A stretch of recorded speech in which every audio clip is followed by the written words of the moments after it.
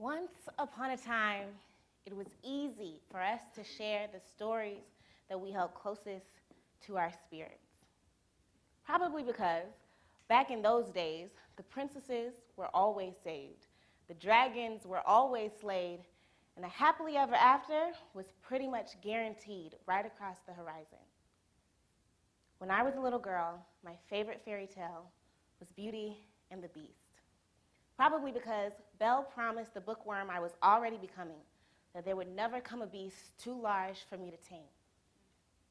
But as we grow older, we tend to replace our favorite fantasies with realities that sometimes harden us, and we gain the human desire to just blend in.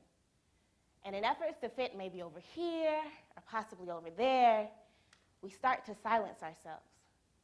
We say, maybe we shouldn't share that story. Or, we speak too loud, so it's probably good for us to quiet down. Or, it's not our turn. Or, my favorite, the audience wouldn't understand us anyways. Often, we silence pieces of ourselves in order to ensure that other people feel comfortable. We hide our inconvenient or troublesome truths in order to ensure that other people feel safe. Because we recognize that often the truth, our truths, particularly about the beast we can't seem to tame, those things tend to be the scariest things about us. It's easy to position yourself and feel safe in a world full of fantasies and facades of reality where the princess is always saved, and the dragons are always slayed, and the beast can always be tamed, and the good guy always wins in the end. And I believe that in efforts to keep those places safe, we begin to hide ourselves, to quench our spirits, and to silence our own stories. In an effort to maintain some sort of equilibrium, we distance ourselves from our stories, and we embrace our own silences. In order to maintain some sort of status quo, we hide the pieces of ourselves that we feel might overwhelm or feel out of place here. But life was not meant to be spent upholding some sort of equilibrium. There is power in the disruption of the status quo. There is something about laying your story out for the whole world to see in moments of unrest, and then resting nervously with your own vulnerability. You see, I understand that the art of telling your own story is nothing short of terrifying. But I personally believe that the act of telling your own story, a story that you've been told to hide and quiet and quench, that act is nothing short of revolutionary. Nigerian author Chinua Achebe is known to have said that until the lions have their own historian, the history of the hunt will always glorify the hunter. And I believe that it's the history of our particular hunts, told solely from the perspective of our particular hunters, that tell us to hide and quiet and quench in order to maintain some sort of systemic equilibrium. But there's hope, because disenfranchised folks have been telling stories that shake up the equilibrium for a long time. From the slave narratives of Harriet Jacobs or Solomon Northup, to the prison letters of Dr. Martin Luther King Jr. that came out of that jail cell in Birmingham, Alabama, to the autobiographies of revolutionary forces like Malcolm X or Maya Angelou, we've known for a long time that caged birds sing, and we must listen to the caged bird's song. You see, disenfranchised folks come out of a legacy of telling the story from a brand new perspective, the perspective of the hunted, the perspective of the hidden, of the invisible, of the marginalized, of the ignored. We tell the story from the perspective of the lion. There's a need to say that I was here, and I lived here, and therefore I mattered here. Therefore, I will share with you my light and my love, my trauma and my pain. I'll leave with you my pretty and not so pretty parts, the scars and the blemishes and the pieces that I originally kept hidden. I'll look to you and I'll reveal my own truth, even if and when we are both uncomfortable. Because in that moment of uncomfortable unloading, we force ourselves to be fully known. And in that moment, even if for only that moment, there's freedom. And that freedom rests in the danger of a single story to shake up the status quo. Now, it's easy for us to fear a single story because of the ways that it can be used to further marginalize and demean already marginalized folks, right? But do we think about the ways in which one story can catalyze the spark we need to change the world? The way that one story could open up doors we never dreamed existed. The way that one story can change and liberate us all. For me personally, learning how to tell my own story and giving other folks the platform to tell their own changed who I am as a young woman, but it also changed the very trajectory of my college campus. When I came to college in the fall of 2013, I came as a much shyer girl from a relatively smaller town in central Alabama. But it didn't take long for me to recognize that there were pieces of my particular experience as a Black woman at a top 15 predominantly white institution that were not deemed, quote, appropriate for everyday conversation.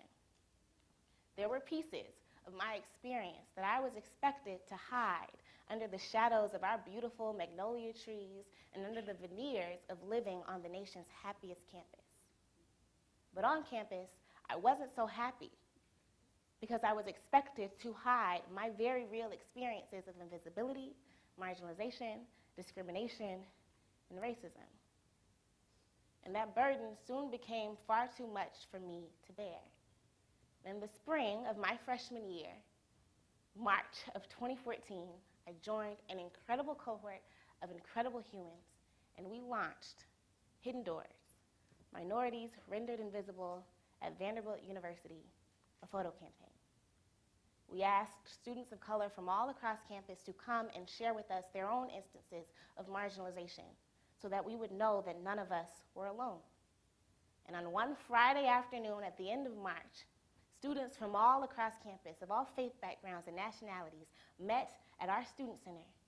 They wrote their instances of marginalization on a whiteboard, and we captured their moment, a sliver of their story.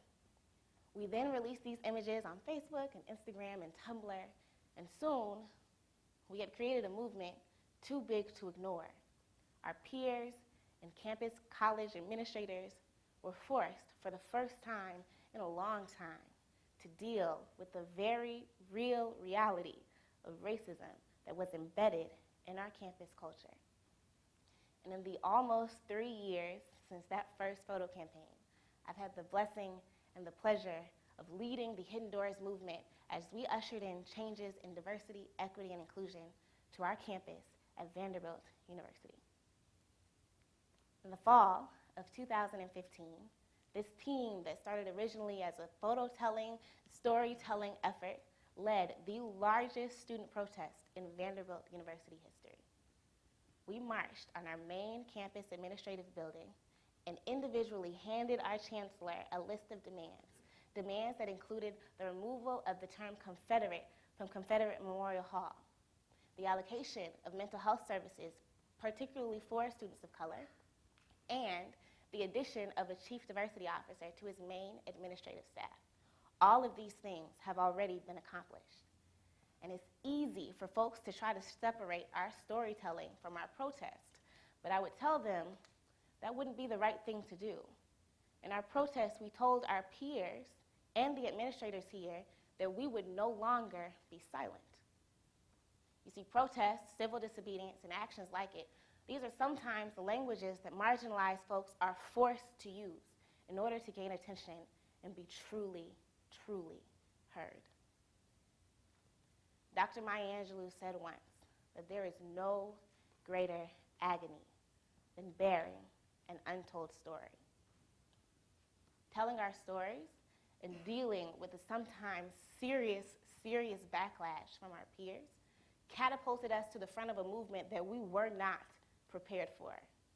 But doing this gave us the freedom to believe that there were pieces of ourselves that were worthy of being seen.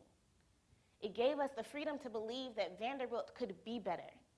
It gave us the freedom to demand that Vanderbilt would be better.